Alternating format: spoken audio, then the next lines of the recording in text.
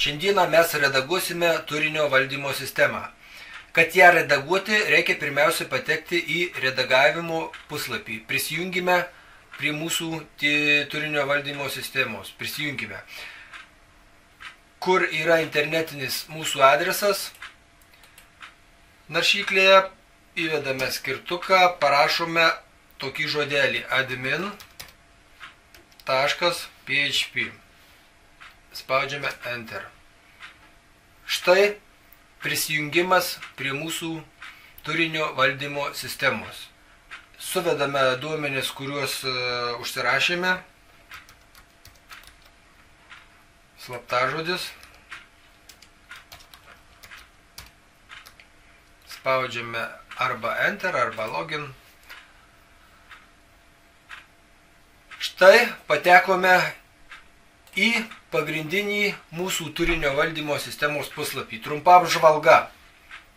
Kairėje pusėje, kur 3 brūkšniukai, užvedame pelę, atsidaro meniu langas.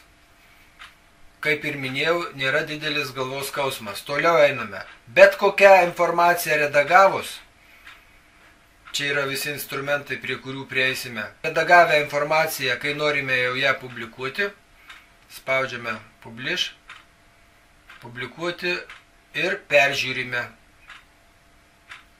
Spaudžiame peržiūrėti. Taip atrodo mūsų puslapis dabar internete. Spaudžiame vėl redaguoti, sugrįžtame į pradžią. Bet kokią informaciją redaguojant, užtenka pelę užvesti, užvedame pelę ant bet kokios informacijos. Galime ją panaikinti. Norime redaguoti, spaudžiame kairį pelės, viskas. Rašome bet kokį tekstą, redaguoti. Parašę tekstą, jeigu jis mums tinka, užeiname į baltą vietą, spaudžiame, viskas. Mūsų tekstas pasilieka.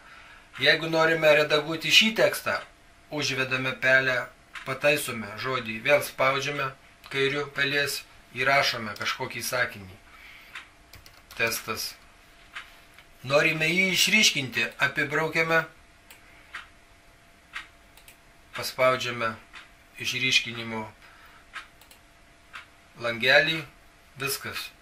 Prie šito mes dar prieisime. Vėl užeiname į bet kurią baltą vietą, į apačią viršų spaudžiame kairiu pelės, tekstas mūsų pasilieka.